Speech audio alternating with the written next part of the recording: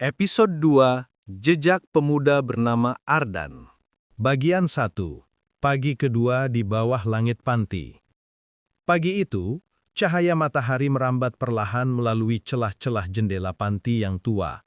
Burung-burung kecil bertengger di genteng, berkicau seolah menyambut hari baru. Namun, pagi ini berbeda, setidaknya bagi Ardan. Ia duduk di tepi ranjang kayu tipis yang sudah usang, memandangi sepatu lusuh yang ia cuci semalam. Jemari Ardan menyentuh permukaan sepatu itu dengan hati-hati, seakan sepatu itu adalah satu-satunya barang berharga yang membawanya menuju masa depan. Ia berdiri, menghela nafas panjang, lalu menatap cermin kecil di sudut kamar. Cerminnya retak, tapi itu tidak masalah karena Ardan hanya ingin melihat satu hal, tekad. Di luar, Bu Ratna memanggil semua anak untuk sarapan, tapi ketika ia melihat Ardan keluar lebih cepat dari biasanya, ia tersenyum. "Hari ini kamu terlihat lain, Dan." "Saya merasa lebih siap dari kemarin, Bu." "Bagus, karena perjalanan panjang selalu dimulai dari kesiapan hati." Ardan hanya menunduk, menyembunyikan rasa gugup di balik senyumnya yang tipis. Pagi itu, Ardan tidak hanya bangun untuk melanjutkan hidup.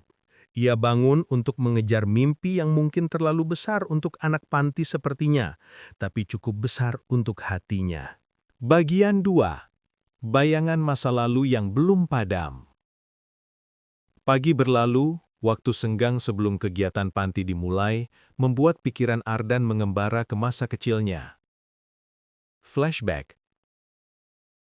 Suasana ruang rumah sakit yang dingin, aroma obat-obatan tajam, suara mesin monitor yang berbunyi pelan. Di sana, seorang bocah kecil berdiri memegang tangan ibunya yang terbaring lemah. Ibunya tersenyum, sebuah senyuman penuh perjuangan meski tubuhnya semakin lemah. "Ardan, jadilah kuat ya." "Kuat bagaimana, Bu?" "Kuat. Kuat untuk melindungi dirimu sendiri, dan suatu hari nanti, mungkin orang lain." Itu adalah percakapan terakhir yang benar-benar ia ingat sebelum sang ibu pergi. Kini, kenangan itu selalu muncul setiap kali Ardan mulai menyerah. Ia duduk sendirian di halaman panti, membiarkan angin pagi menyentuh wajahnya. Jejak kecil masa lalu itu bagai bayangan yang selalu mengikuti Ardan. Bukan untuk menakutinya, tetapi untuk mengingatkannya mengapa ia harus terus berjalan. Bagian 3. Pelatihan pribadi di lapangan kecil. Lapangan di belakang panti tidak luas, rumputnya tidak rata, tanahnya keras dan sering becek ketika hujan. Tapi bagi Ardan, lapangan itu adalah medan tempurnya sendiri. Hari itu ia mulai latihan lebih teratur. Push up 20 kali, sit up 20 kali, plank 30 detik, lari 10 putaran, latihan nafas perlahan. Di tengah latihan, nafasnya mulai berat. Lengan dan kaki terasa seperti disetrum. Tapi ia tidak berhenti. "Mimpi tidak punya kaki, kau yang harus berlari mengejarnya," gumam Ardan pada dirinya sendiri. Beberapa anak panti mengintip sambil tertawa-tawa. "Dan mau jadi tentara, tapi lari aja ngos-ngosan. Tentara masa, pipis aja masih takut gelap." Namun kali ini Ardan tidak menoleh sama sekali. Ia hanya menelan semua ejekan itu dan menjadikannya bahan bakar. Setiap tetes keringat Ardan hari itu bukan sekedar latihan. Ia sedang membuktikan pada dirinya sendiri bahwa ia berhak punya mimpi. Bagian 4. Raga, sahabat yang hampir tak terlihat. Di balik kerumunan yang mengejek Ardan, ada satu sosok yang hanya berdiri diam. Raga. Anak panti yang jarang bicara. Tubuhnya kurus, rambutnya agak panjang, matanya selalu tampak lelah. Tapi ialah yang paling sering memperhatikan Ardan dari jauh. Sore itu, Raga mendekat sambil membawa botol minum. "Ini buat kamu. Kayaknya kamu haus." "Ah, iya. Makasih, Gak. Kamu Serius ya? Mau jadi tentara? Iya, bagus. Soalnya kalau kamu berhasil, mungkin yang lain juga bisa percaya sama mimpi mereka. Ardan terdiam. Kalimat itu terdengar sederhana, tetapi bagi Ardan, itu adalah dukungan paling besar yang pernah ia dapat selain dari Bu Ratna. Bagian 5. Saat badan mulai berkhianat. Latihan membuat tubuh Ardan semakin lelah. Ia sering terjatuh, sering kehabisan nafas, dan ototnya sering kram. Sore itu, ketika mencoba lari putaran ke-12, ia jatuh tersungkur. Lututnya menghantam tanah geras, kulitnya tersayat. Hujan mulai turun rintik-rintik. Ardan tidak bangkit. Ia hanya memandangi tanah yang basah. Napasnya berat, suaranya tercekat. Monolog lirih. Apa aku ini terlalu bodoh? Apa semuanya benar? Anak panti kayak aku, mana mungkin bisa jadi tentara? Air mata bercampur dengan air hujan. Ia merasa sendirian, rapuh, dan kecil. Bagian 6, nasihat lembut dari pengganti ibu. Malam itu, Bu Ratna duduk di samping Ardan di ruang makan yang sudah sepi. Kamu jatuh lagi ya? Iya, Bu. Dan jatuh itu bukan kesalahan, tapi berhenti sebelum waktunya, itu baru penyesalan. Ardan menunduk, mengusap luka di lututnya. Bu Ratna lalu mengambil sesuatu dari laci. Sepatu olahraga bekas namun masih bagus. Ini pemberian dari anak panti yang sudah kerja. Dia bilang, berikan ke anak yang punya mimpi. Itu kamu, Dan. Ardan tertegun. Hatinya hangat. Bu, terima kasih. Saya tidak akan sia-siakan ini. Bagian 7. Hari pertama pelatihan desa. Pagi itu, lapangan desa yang biasanya sepi berubah menjadi tempat yang ramai dan penuh energi. Matahari baru naik, namun udara sudah terasa hangat karena puluhan pemuda berdiri berjajar dengan pakaian olahraga seadanya. Beberapa datang dengan baju mahal, sepatu baru, dan wajah penuh percaya diri. Beberapa lainnya tampak ragu. Sebagian datang karena disuruh orang tua. Dan di barisan paling ujung, Ardan berdiri tegap dengan sepatu bekas dari Bu Ratna. Detik itu, ia merasa seluruh hidupnya dibawa ke tempat ini. Ia menatap tangan sendiri yang sedikit gemetar. Bukan takut, lebih kepada kesadaran bahwa inilah pintu pertama menuju mimpi hidupnya. Pelatih utama memasuki lapangan. Tingginya sekitar 180 cm. Badan tegap, rambut tipis, dan suara berat khas mantan tentara. Semua pemuda langsung tegap. Selamat pagi. Pagi, Pak. Hari ini bukan latihan fisik saja. Hari ini adalah latihan hati. Di sini saya tidak cari siapa yang paling kuat, tapi siapa yang paling mampu bertahan ketika tubuhnya berkata berhenti. Ardan menelan ludah. Kata-kata itu seperti bicara langsung kepadanya. Pelatih berjalan mengelilingi barisan sambil menatap tajam wajah satu persatu. Ketika ia sampai di depan Ardan, ia berhenti sebentar, memandang dari atas ke bawah, lalu bertanya, "Nama? Ardan, Pak. Datang dari mana?" "Dari Panti Harapan, Pak." Beberapa pemuda di sampingnya saling pandang, seperti meremehkan. Pelatih mengangguk singkat. Semua orang punya tempat asal. Yang menentukan adalah tempat tujuanmu. Ardan merasakan dadanya hangat. Itu adalah kalimat pertama yang membuat ia percaya bahwa ia tidak dipandang rendah. Lalu latihan dimulai. Pemanasan keras, gerakan cepat, lari keliling lapangan, dan berbagai instruksi. Namun bagi Ardan, setiap menit terasa seperti satu langkah menuju kehidupan baru. Di kejauhan, seorang anak berdiri memegang pagar lapangan. Raga. Ia datang diam-diam, berdiri tanpa suara. Namun kehadirannya seperti cahaya kecil bagi Ardan. Bagian 8. Hampir tumbang, namun tak pernah benar-benar jatuh. Setelah pemanasan, pelatih memindahkan peserta ke lintasan latihan medan desa. Lintasan itu dibuat dari ban bekas, tumpukan karung, tali rendah, gundukan tanah dan genangan air kecil.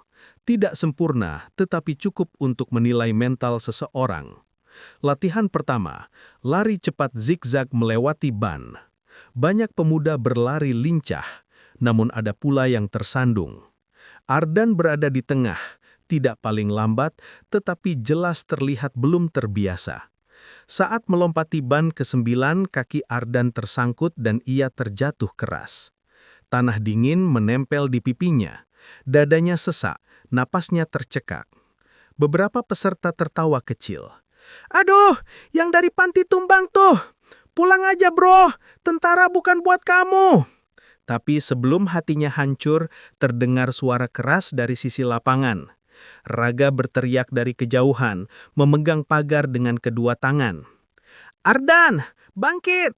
Aku udah lihat kamu latihan setiap sore. Jangan hentikan itu sekarang." Suara itu memotong semua ejekan lain. Ardan mengangkat wajahnya, melihat Raga dengan mata panas menahan air mata. Monolog Ardan. "Aku tidak datang sejauh ini hanya untuk berhenti di ban bekas ini." Ia menekan tanah, bangkit perlahan, lalu mengambil napas panjang. Pelatih berjalan mendekat. "Kalau jatuh, bangun, itu saja." Ardan mengangguk dan melanjutkan lari. Latihan berikutnya merayap di bawah tali rendah. Tanah basah, lutut dan siku lecet, tapi ia terus mendorong tubuhnya ke depan. Latihan berikutnya, berlari sambil membawa karung berat. Tubuhnya terasa ingin roboh. Namun setiap kali ia hendak berhenti, ia mendengar suara Raga lagi. "Ayo Dan, satu langkah lagi." Saat latihan hampir berakhir, hujan turun rintik-rintik. Suasana menjadi lebih berat. Tanah berubah licin. Pelatih memberi instruksi terakhir. "Satu putaran lintas medan, yang tidak kuat boleh mundur." Beberapa pemuda langsung mundur. Ada yang pura-pura kram, ada yang benar-benar tidak sanggup. Ardan melangkah, napasnya berat, kakinya gemetar, tetapi ia berlari juga. Saat mencapai garis akhir, ia jatuh berlutut sambil menggenggam tanah. Pelatih melihatnya dari jauh, diam namun matanya menunjukkan sesuatu, pengakuan. Bagian 9. Pengakuan pelatih dan kejutan yang tak pernah Ardan bayangkan. Selesai latihan, semua peserta berkumpul. Banyak yang terduduk lemas, ada yang menunduk menahan rasa malu karena menyerah terlalu cepat. Ardan berdiri paling belakang. Tubuhnya gemetar, kausnya basah oleh keringat dan hujan. Pelatih memanggil beberapa nama untuk evaluasi. Ketika nama Ardan disebut, beberapa peserta tampak bingung. "Yang dari panti? Ngapain dipanggil?" Ardan maju perlahan. Lututnya masih sakit, tapi ia tetap melangkah. Pelatih menatapnya lama, sangat lama. Seolah-olah ia sedang membaca seluruh jiwa Ardan. "Kamu tahu kenapa saya panggil kamu?" "Tidak, Pak." "Karena kamu punya sesuatu yang tidak dimiliki banyak orang hari ini." Ardan terdiam. Nafasnya naik turun cepat. Pelatih mendekat satu langkah dan berkata pelan namun tegas. "Kamu tidak bisa berhenti. Dan itu adalah ciri orang yang bisa bertahan di medan sebenarnya."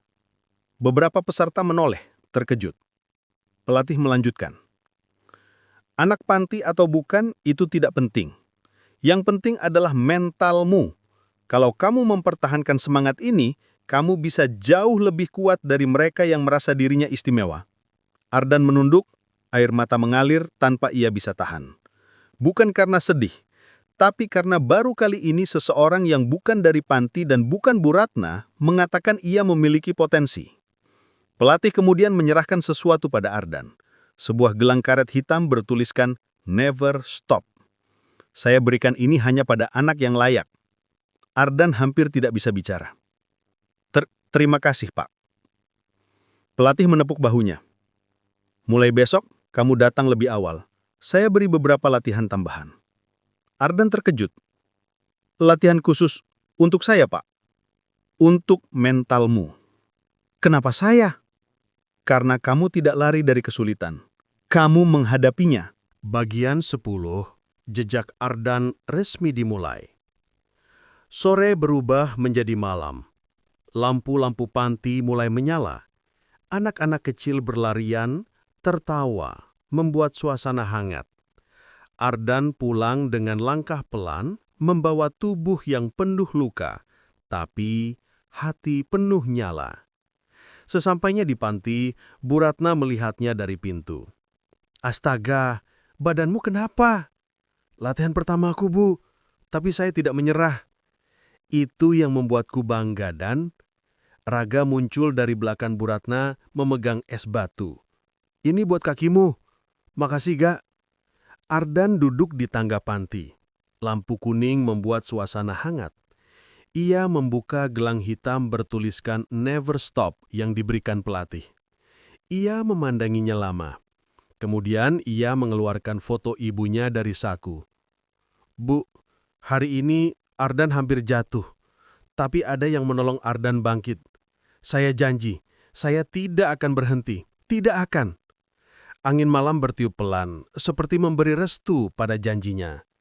Narator penutup pelan sinematis. Malam itu, seorang pemuda bernama Ardan bukan hanya pulang dari latihan. Ia pulang membawa harapan yang lebih kuat dari luka dan lelah. Jejaknya baru dimulai, dan dunia sedang membuka pintu-pintu kecil untuknya satu persatu. Episode berakhir dengan Ardan yang menggenggam foto ibunya dan gelang hitam itu bersamaan. Dua simbol yang kini akan menuntunnya dalam perjalanan panjang menjadi tentara.